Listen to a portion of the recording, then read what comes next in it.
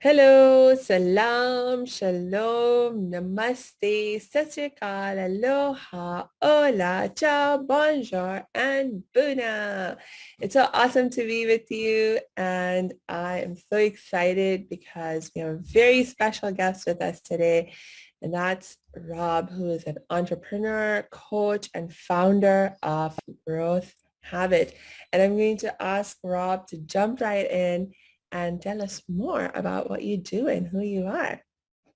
Thanks, Samia. I appreciate it. So I'm an entrepreneur coach, and I specifically work with purpose-driven, heart-led people that are doing the work out of a want for impact and making change. And I help them create a business where their dream clients are coming to them, and so that they can actually make money while making a difference. Because if you don't have clients, then you don't have a business, and it's just a hobby, which is okay.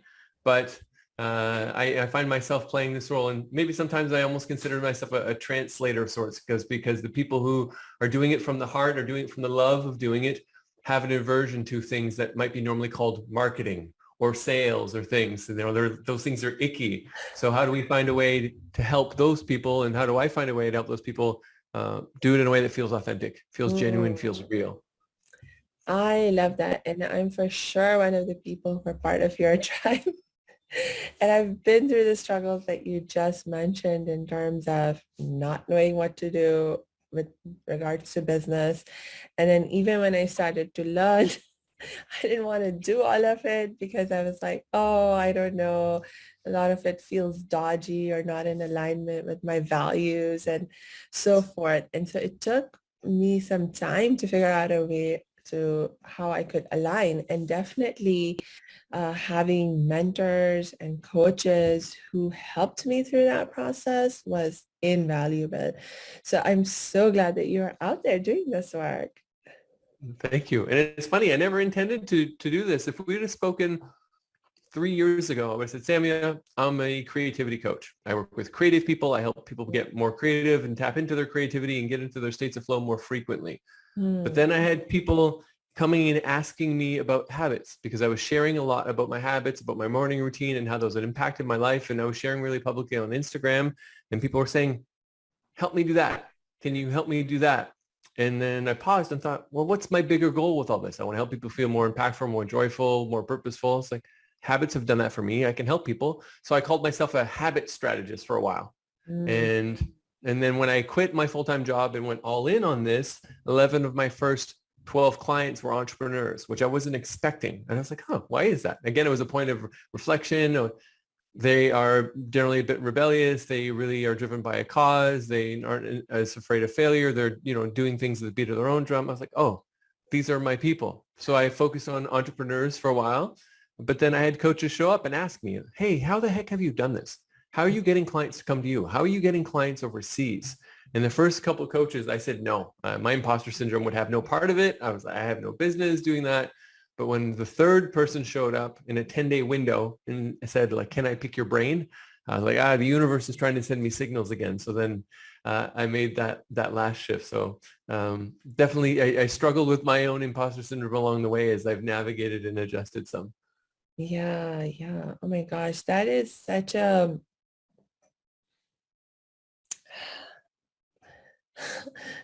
like an issue that really impacts pretty much all of us. And um, it's just a matter of like over time, hopefully we can learn how to deal with our imposter syndrome and other limiting beliefs and find our way to success. Uh, and yeah, how would you say you managed to deal with these challenges of the imposter syndrome and other things that were in your way of success? So I'll give you a short anecdote, and then I'll answer the question a bit more directly. Uh-huh. So one of the biggest ahas for me was speaking someone and then working with someone who is incredibly successful, Mm. multi-millionaire, leader in their field, really highly regarded for the work that they do, a brilliant mind, caring heart, like truly, truly in a league of their own in many ways, especially by the kind of external metrics that people think are the end all be all.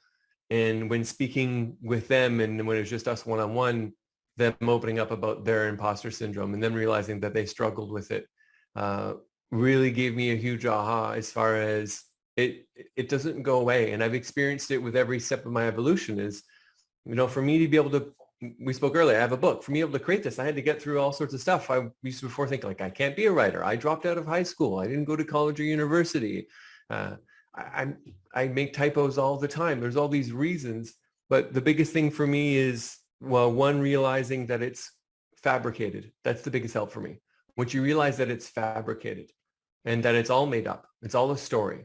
And if you were born in my family and I was born in your family, we would have completely different maps of the world. And they're not the definitive maps of the world, but we'd have completely different maps of the world. And, this like the thing that your aunt said to you when you're 8, the stuff that your school teacher said to you when you asked too many questions in grade 9, like, and we gather all this stuff and we start believing that it is true, but it really is this fabrication that we've created, this character. So making that realization, reminding myself of that realization is really helpful. And then once you have that realization, you can shine a light on it. You can call BS on it. You can go, oh, wait a minute. What is that? Let's put a big spotlight. Because normally with those things, they scare us. So we hire. So put a big light. Ask, why Yeah. is that? Where did this come from? Whose belief is this? And those things are really helpful for me. Oh, I love it. And you have to tell me more about your book. What's your book about? So the book is called Die Before They Do, From Selling Drugs to Lunch with Jim Carrey, Stories of Struggle, Near-Death Experiences, and Creating a Life with Meaning. And it is Wow.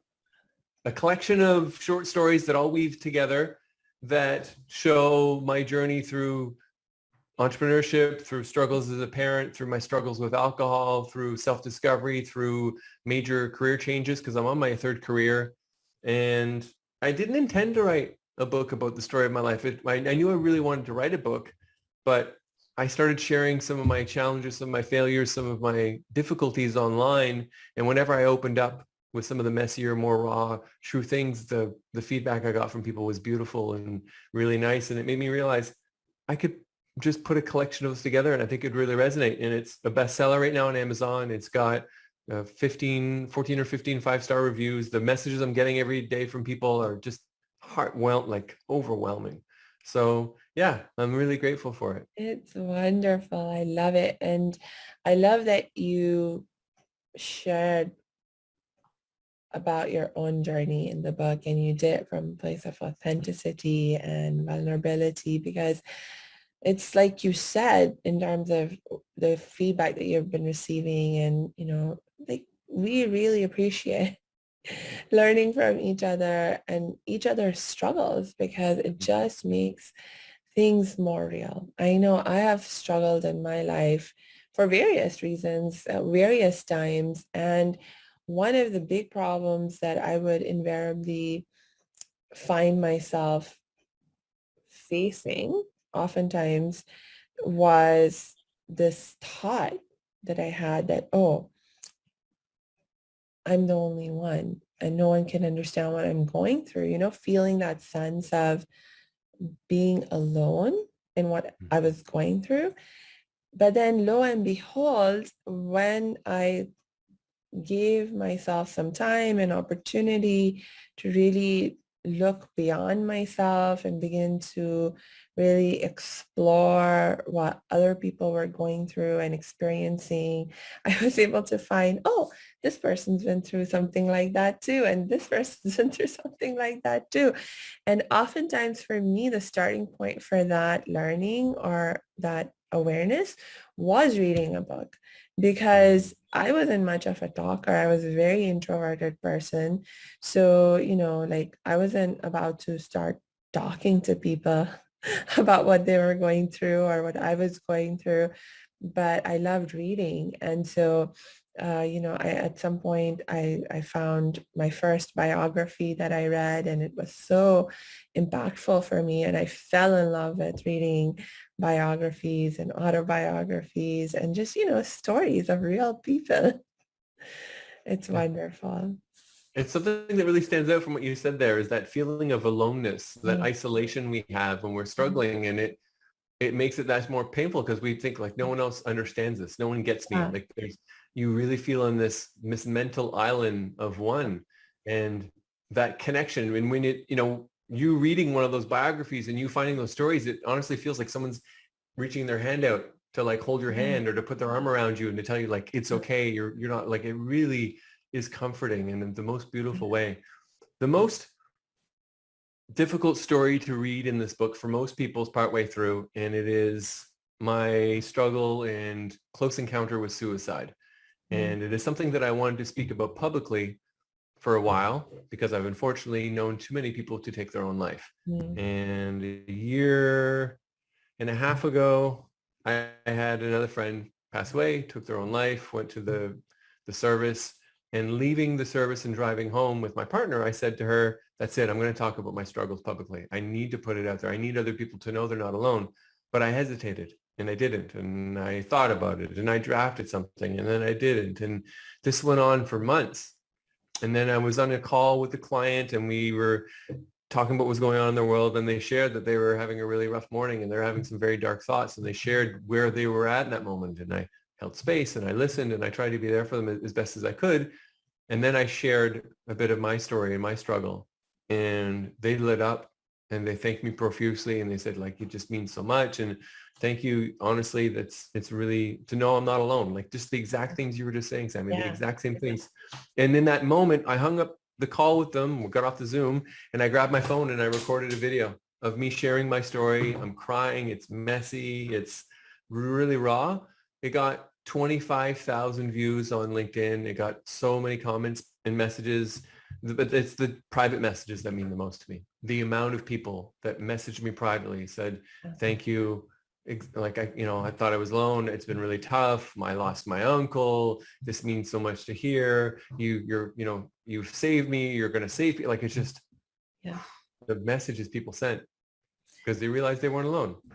Yeah, that's right. And I mean, the other aspect of why we feel so alone and why it's so challenging to sort of break through that feeling of being alone, and how my gosh, the feeling of being alone, because we are not meant to be isolated. We are social creatures, and so to feel that level of disconnection, that uh, that is very, very damaging. We're not able to meet some of the most fundamental needs that we have as human beings when we're feeling that disconnected, so no wonder it feels so dark and heavy. And but there's also, like a lot of shame and guilt usually around whatever we are going through, because of which we're feeling so alone, because of which we find ourselves struggling so much. And really, the shame and the guilt cannot go away, especially the shame. It cannot go away as long as you continue to just keep it to yourself. That's actually what the shame feeds on. And like pretty much, you have to somehow or the other realize that it's okay to talk about it. You may not have to talk about it publicly, but even if you can find one person to listen to you with empathy and compassion about what you have been through, whew, it's the game changer. It really is the game changer. And I agree so much with what you're saying. We're communal people. We're tribal people. We're meant to be, that there's a saying, it takes a village to raise a child. And Yeah. historically, regardless of the culture, the religion, if you look back, it's all around family. It's all about tribal. It's all about community. It's all about the village working together. Really, and what's happened in modern society is the rise of individualism Mm. and people living alone, doing things alone. And then this is magic. This is incredible. It's the way you and I connected. It's the way you and I are able to have this conversation. It's the way I've made so many deep friendships. It is wonderful. The downside, the flip side, the dark side is that it can give you a false sense of connection Yeah. And the difference, let's say if you and I were roommates, or you and I were neighbors, or you and I worked together in person and we shared a bit more openly, like anything where we actually saw each other, you would see me on down days. I would see you when you're having a rough patch. I would see you after, you had hurt yourself and had a bandage, and then we talk about it. Versus so much of what we consume and see and is published on here is highlights, highlights, highlights, the happy moments. Mm. Yeah. Yeah. And I see is that, I don't know if it's just that I hang out and make friends with such awesome people Mm-hmm. because that's what I love. And, I mean, in terms of the energy that I carry, and so I tend to attract other people who, well, at this point of my life, it wasn't always like this, but at this point of my life, I work very consciously every day to live happiness, to cultivate happiness and joy and peace in my life. And so I tend to attract those kinds of people into my life, and they become my best friends. And so when you look at the feeds of my friends on my social media profiles, I actually tend to see a lot of honest, vulnerable sharing. And I It's do what I beautiful. can in that context myself. Um, but I know there isn't enough of it. And part of social media is actually, um, that you attract more of what you show an initial preference for. It'll like literally keep feeding you more and more and more of the same. And so it can actually become very challenging in the social media environment to sort of widen uh, your your worldview, and not worldview, but yeah, the social media world of what you're able to see and consume, because you're literally seeing a very different Facebook feed than I am seeing based on Mm. your preferences, based on my preferences, and it's true for everyone else. And so, oh my gosh, it can be a definitely tricky aspect of navigating social media. I Yeah. agree. I think not only can it be a tricky aspect, I think unfortunately it makes it even more difficult to do the things we were talking about earlier as far as creating connection, Yeah. because it means that it is just so polarizing. And Mm. especially, we're not going to talk about our opinions, but let's say if it comes to if you're pro-vax or anti-vaccine, if you are for abortion, against abortion, if you are, left wing, right wing, and like any of those very divisive things, Yeah. my Facebook feed, my Instagram feed, my YouTube feed, whatever, is just going to reinforce that. Yours Yeah. will reinforce your worldview. Yeah. So in my mind, it is obvious. I'm doing air quotes. If anyone, I don't know if you ever repurpose this just audio only, it becomes obvious, quotes, that this is the right way. This is the only way. Clearly, this is the truth because so much of that's reinforced. Well, if you have the opposing view, your world is just reinforced with like, this is the truth. That is clearly the obvious. And Yeah. then it removes the ability for us to find common ground and to talk through like, you feel this way because you care, and I feel this way because I care. What do we have in common? What can I Yeah. maybe see in your point of view? Let's find a way to connect. But instead, it just becomes finger pointing and yelling Mm. and disagreement, and it removes the ability to empathetically connect. Yeah. True, true. So let's talk about some solutions, not necessarily in the context of solving all our social media problems, Mm-hmm. but uh, solutions for things that you are an expert at helping people with. And one of the things that I know that you're really awesome with is helping people make things more fun and easy. The whole process of creating change and learning. Um, and you do it through teaching people to turn what they're doing into a game. Can you tell me more about that? Yes, gamification, definitely worth it. So it's something that I've really gotten a lot more acquainted with recently and reinforced when I set out to do this project, because the thing about my book is I declared in mid-July that I was going to write the first draft in 45 days. And then I wrote it in 43 days. Nice.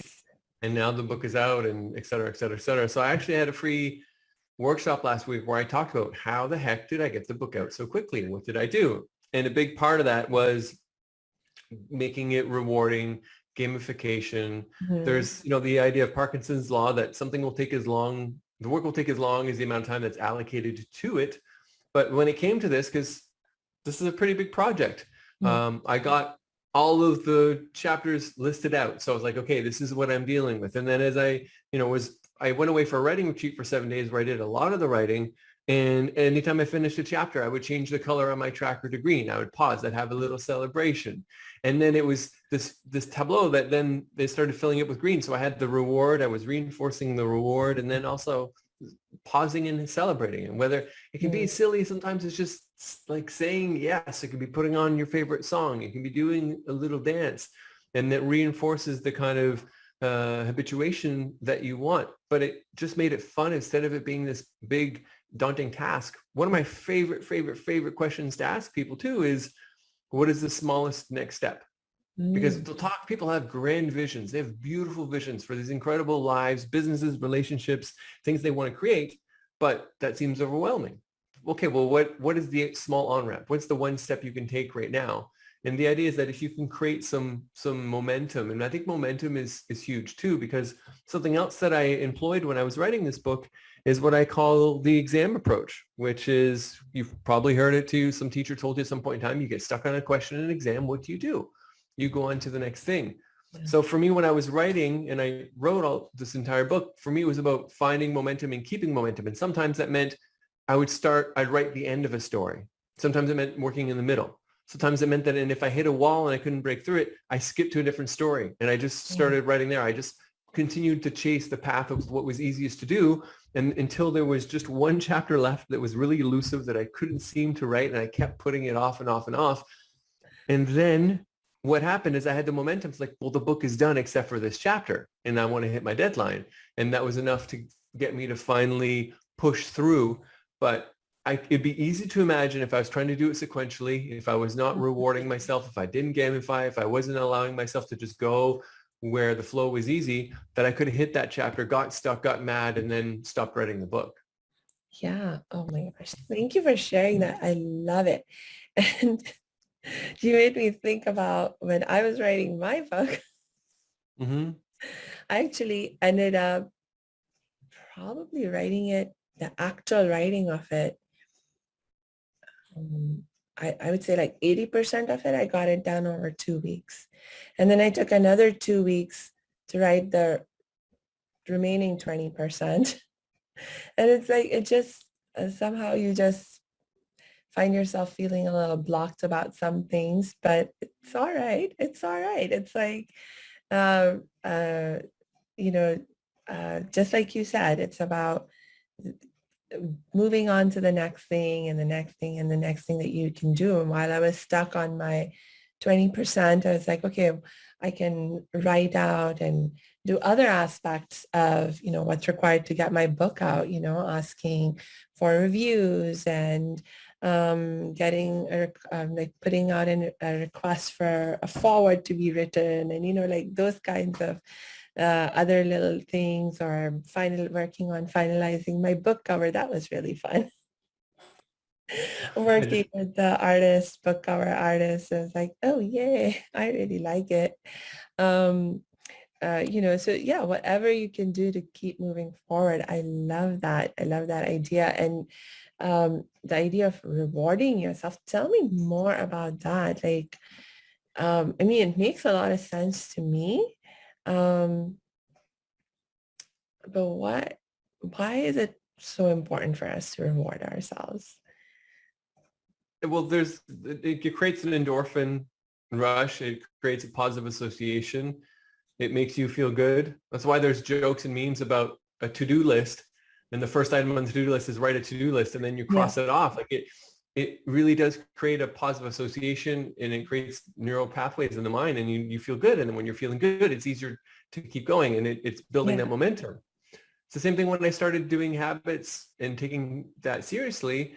Most powerful things is I made a checkbox thing on the wall, and I Mm, was checking when I was doing it. And it shouldn't feel that good, but it feels great to be like, I did it. And it just, and then it makes you feel good about yourself. And then when you're feeling good about yourself, it's easy to reinvest that energy to keep moving forward. And then so that it's not, what I love then, it is about the state of being and enjoying the journey versus, I'm only going to be happy when I've written the entire book. I'm only yeah. going to be happy when the whole thing is done. Yeah. No, you end up enjoying the process, the journey, and all the little steps along the way, which I think is really important. And we were talking a little bit about some of the challenges of society right now. And I think that part of the other challenges is this message that, you'll be happy when you get the Mm, husband. You'll be happy when you get the car. You'll be happy when you get the promotion. You'll be happy when you get the vacation. You'll be happy.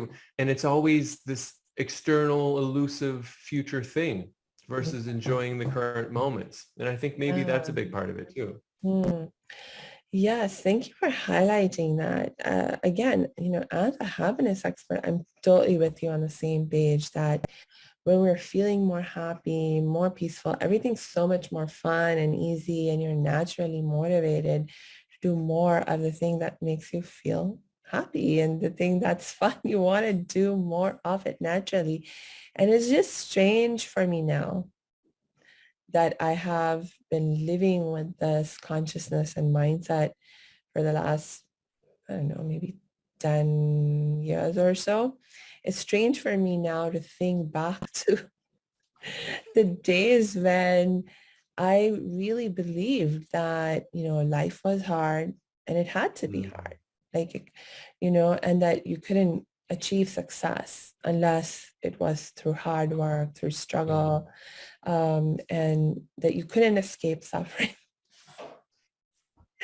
So, um, I think that in itself sort of becomes like a limiting belief, it's like if you Yeah. believe that life has to be hard, that change has to be a struggle, Mhm. then of course that becomes your reality. Yeah. Well, your mind and your body is looking to confirm those beliefs so that you're not a crazy person, because Yeah, it doesn't want to let you think you're a crazy person. yeah, And since depending on whose research you follow, it's anywhere between 50% to 90% of mm, our decisions are automated and reflex and done subconsciously on autopilot. So if the script below surface, the subconscious belief is life is hard, suffering is normal, it's meant to be a struggle, then when you're on autopilot for between, again, like 50 to 90%, depending on whose research you want to believe, it is looking for things that can confirm that truth because yeah, it's just running automatically without consciously thinking. So then, of course, you're going to attract more struggle, more challenges, more difficulty. yeah, yeah. It's just like that social media feed, right? What you Exactly. start out with in terms of indicating preferences and so forth, it gives you more and more of it. And our brain is like that too. Mm, Yeah. It's like a tuner. It's like I think almost like a radio, and it's looking for the signal. And mm, you've given it, okay, this is the signal we're looking for. It's like, cool. All right. So while you're just walking in like a zombie through your day, we're going to find this signal for you. And it delivers you. I like the way you said preferences. That's a really great way you set those initial preferences, and then it just keeps delivering according to those preferences. mm. Yeah. I guess what you were saying earlier is, um, well, on social media, we definitely are indicating our preferences to social media, because when you first start out and you have a completely blank profile, you could really create anything out of that. But in case of our life, we're always, not always, but we're never given such a blank slate in terms of you're born in a particular family, in a particular culture, in a Mhm. particular environment. And so right off the bat, as soon as you come into existence, there are all these things that are influencing and impacting who you are and what you see and what you experience, and therefore what you come to believe and so forth. So yeah, what are some of your tips for how people can begin to sort of widen their worldview and their field of experience? That's a great thing. Doing things you've never done before. So, you've never learned hula hooping. You don't know how to bake. You've never been rock climbing. You've never, like, just anything that is outside of your norms. And those things seem pretty easy and they don't cost as much. They're very accessible for you to find a baking class or a rock climbing school or whatever. So those things are really great because you're going to find different people with different frames of references and different worldviews. Obviously, if you can, travel is a really great one. There's no greater way to be plunked into a different country, a different city, a different place, a different language, environment, and for you to be just like shocked with, oh, yeah, all this noise in my head. I've made up this map. Here's a group of people sharing the same air live on the same planet who have a completely different perspective. So Yeah. travel is really great, I think, for that. And travel is one of the greatest empathy creators, I believe. It Yeah. truly is one of the greatest empathy. And I do think too, as far as parents, society, culture, the town, all of that stuff, that it's important to move away.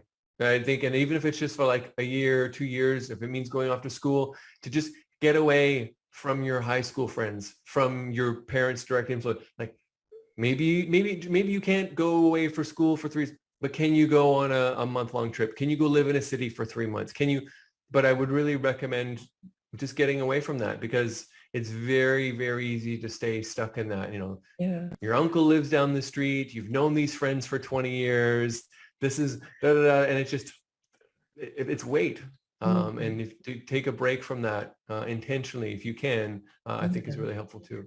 Yes, I love that. And for sure, I know for me, um, I didn't honestly travel so much, but my family moved around and we actually made 3 international moves before I ended up in America.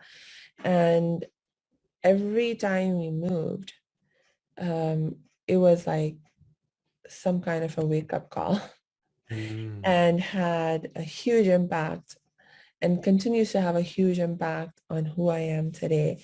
And for sure, I wouldn't have the value and appreciation for diversity that I do today if I hadn't done that moving around that I did.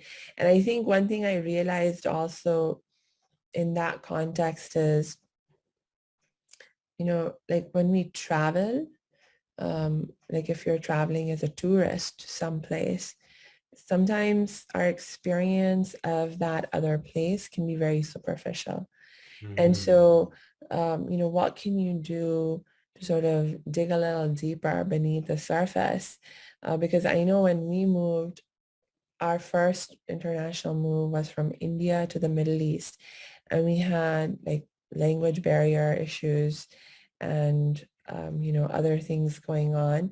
And so for a while, our experience of living in the Middle East was very superficial. It wasn't until we started to get to know the locals who started giving us the the information about how things Yeah. really were Yes.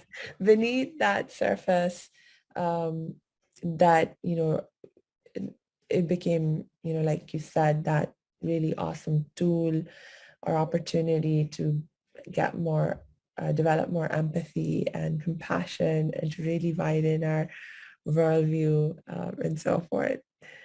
So, yeah. It's such a good point because it's easy for people to think travel and you buy a package and then you get a tour guide or you go sit in a resort or you go sit on a beach or whatever it is. And then, yeah, it's a manufactured superficial experience and can relate to it personally because my partner and I went to Cuba 3 or 4 years ago and we didn't stay at a resort and we stayed at bed and breakfasts. And when we went to Havana, we stayed and then we got to know the host and over breakfast and asked questions and then they opened up and then we asked them where should we go and they told us specifically where to go. So we went for walks way out of the tourist area, way out of the normal places where the tours are and went to where the locals were and where there was, broken windows and kids in a little bit torn clothes, but people were laughing and families were playing, and it was what was going on kind of locally, and Yeah. so refreshing. It was one of the best parts of the trip, really. It makes me think about, um, we had an aunt visiting from India. It was Uh-huh. her first trip to the US. And me, with the philosophy that I now have, she didn't ask for it, but um, when we were touring LA, we took her to all the typical touristy places like the Hollywood Boulevard and all of that kind of stuff. But then I was like, okay, but I have to show you the real America. And so I took her to Skid Row. Skid Row. Oh my Oh my gosh. God. And for people who don't know about Skid Row, it's like this part, like right smack in the middle of downtown Los Angeles, that has the highest population of homeless people, certainly in Los Angeles, and I believe even on the West Coast. And it's just amazing, like here you're on this street and there are these fancy downtown buildings, all fancy lit up and very clean and stuff. You cross one street over, you start to, and you hit the downtown Skid Row area, and even the way the air smells changes and the way that it looks changes. And then of course you see the people, and it just really puts things into perspective for you about, uh, the very different realities that people are living in, oftentimes literally side by side.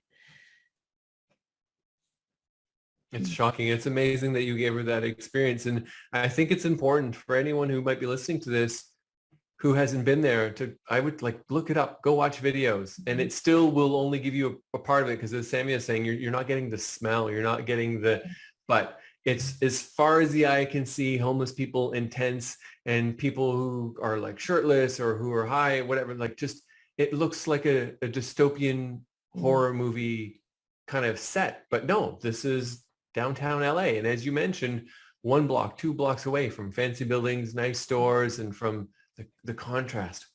Yeah. Yeah. It's very heavy. Okay.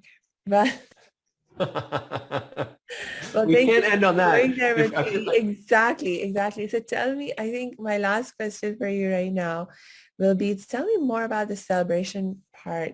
Do you draw a distinction between reward and celebration in um, things? I don't, when I use them kind of interchangeably, I think. And I think because a celebration is a reward. A celebration Yeah. is rewarding myself with something. And that's why I said earlier, it depends on you and what you like. But sometimes for me, just do, this feels good to do. There's a Yeah. reason why people do this when they succeed at something. What is it? This it sends a very nice message to your body and your nervous system. So sometimes that's all that's required. But maybe it's a piece of music, or maybe it's, you're gonna drop, or just what is it for you that makes you feel like you're giving yourself a literal pat on the back, Yeah. and then it reinforces the enjoyment and the behavior so that it's easier and fun. You have more momentum to do more of it. Yes. And that's just the way it works when we're playing games too, right? It's like even there's so many games where we're playing them and we don't know what the next level will bring, Mm-hmm. but we keep at it. There are all kinds of challenges, but there's this constant sense of feedback that we're getting. Oh, you're doing this Mm-hmm. well. And Uh-huh. and then there's like those little graphics that pop up to help you celebrate, Exactly. in addition to whatever other rewards that you get in terms of seeing the number of points increase, or, things like that. Uh, I've got an extra thought. Actually, you're making me think of something that I can share that's helpful that I've actually applied. One of yeah. the most awesome and most consistent pieces of feedback I've got regarding the book is that people couldn't put it down, and that when people started Mm, reading it, they read it in one sitting, in 2 sittings, they read yeah. it in a couple of days. People saying it really was a page turner.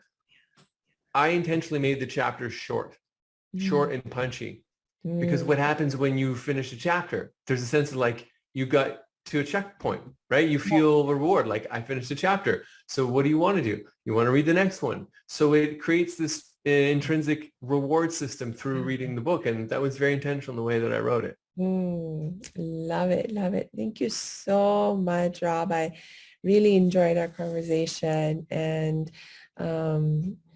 yeah, we'll probably need to bring you back because you have so much to talk about. And yeah, do you have any last thing that you want to share with us right now? I think the last thing I want to maybe bring it back to shining a light on things, and fear and acting out of a place of fear is one of the things that's held me back the most. And the more people I speak to, the more people I help, the more people I work with, it's such a constant. And it's, fear of judgment, fear of failure, fear of what are my parents going to say? It's fear in all these different forms. And when left unchecked, when left on its own, it grows in the dark, it festers in the dark, and it gets bigger and scarier versus putting a big spotlight on it. And I would just encourage people to put a big spotlight on your fear. If you're feeling fear around something, you're feeling it, ask questions. Why am I feeling that fear? What is the worst scenario? Like, go to the worst case scenario, get clear. What could happen?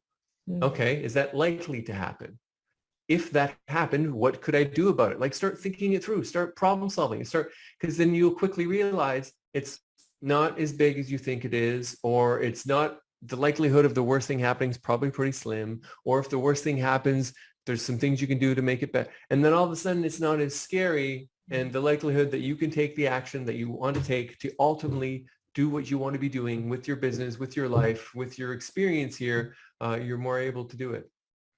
Awesome. I love that. Thank you again, Rob. Thank And you. we will be dropping Rob's links in the show notes.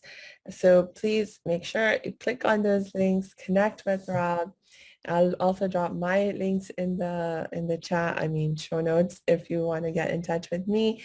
So until we connect next time, I wish you lots and lots of peace and joy.